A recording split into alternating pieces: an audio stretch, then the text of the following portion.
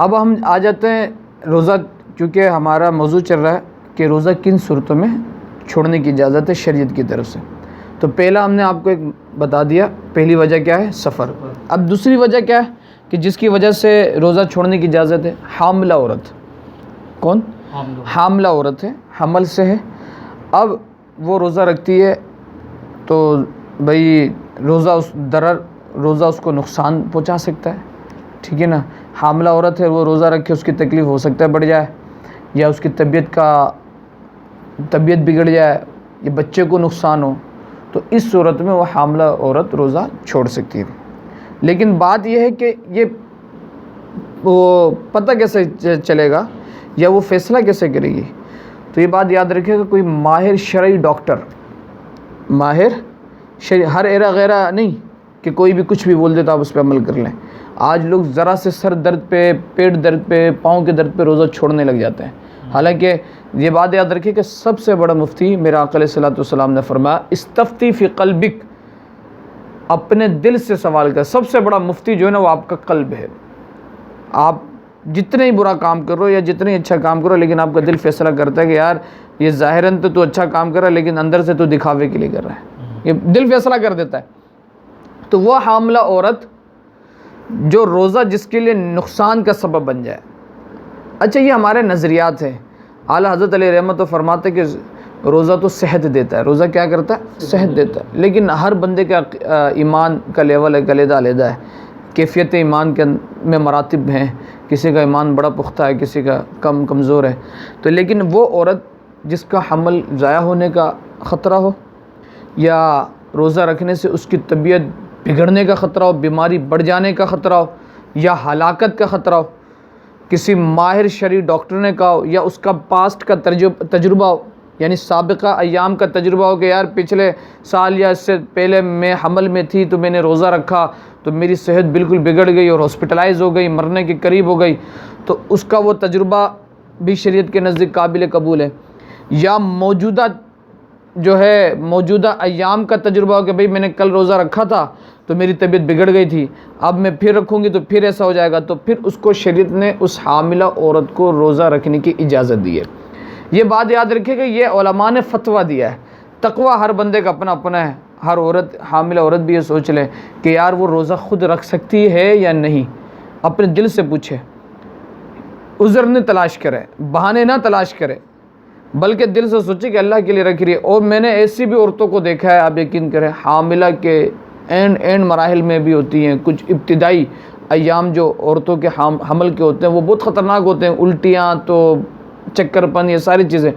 ان ایام میں بھی ایسی عورتوں کو کے معاملات ہمارے نظروں سے گزرے ہیں کہ انہوں نے ماشاءاللہ پورے روزے رکھے. تو ایسے بھی ہیں. تو تقویٰ فتوے سے بڑھ کر تقویٰ ہے. علماء نے آسانی کے، یہ علماء کے ہم پر احسان ہے کہ انہوں نے ہم پر مسائل کو بوجھ نہیں بنایا، ہم پر مشکلات کے دروازے نہیں کھولے بلکہ آسانی کے دروازے کھولے.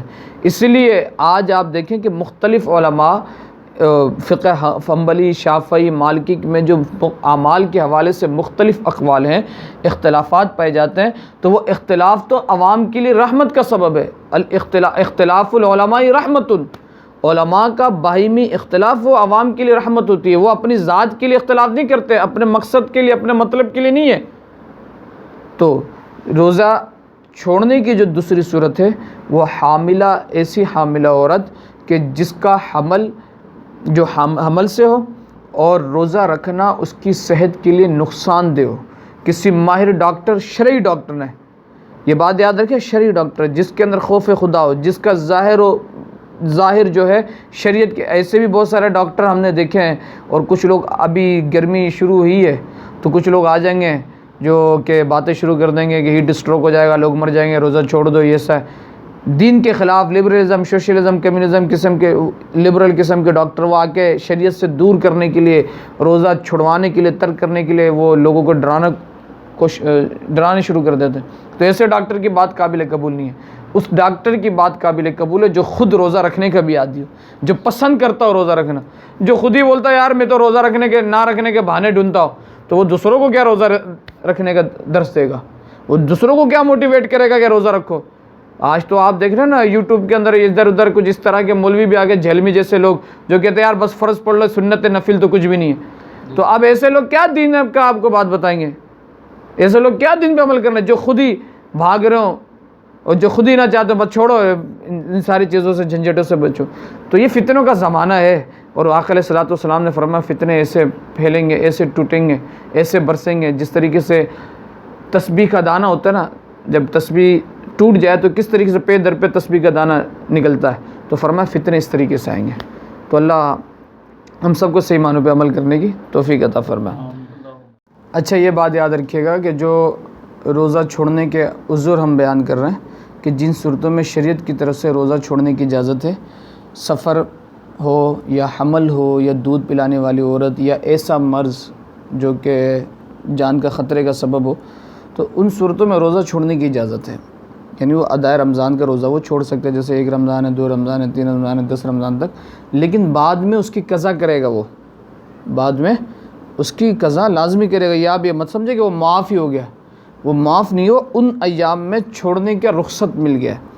اگر مریض ایسا ہے کہ بھائی وہ مرض اب اس کی دوبارہ ٹھیک ہی نہیں ہے، مریض اب وینٹیلیٹر میں ہی چلا گیا، تو اب اگر وہ اس حالت میں مر جاتا تو پھر وہ فدیہ دے گا، وہ ایک الگ معاملہ ہے. لیکن سفر ختم ہو جائے گا، واپسی اپنے گھر کی طرف پلٹ آیا، اگر رمضان کے روزے ہی چل رہے ہوں گے واپسی میں بھی تو رمضان کے روزے رکھے گا، پھر عید کے بعد وہ اس کی قضا کرے گا. اگر حمل والی عورت ہے، حمل بہترین ہو جاتا ہے یا وہ معاملہ ختم ہو جاتا ہے تو رمضان کے بعد پھر اس کی قضا کریں گی وہ. اسی طریقے سے دودھ پلانے والی عورت بھی. تو یہ بس ان ایام میں چھوڑنے کی رخصت ہے، معاف نہیں ہے، اس کے بعد میں وہ قضا لازمی ادا کریں گے.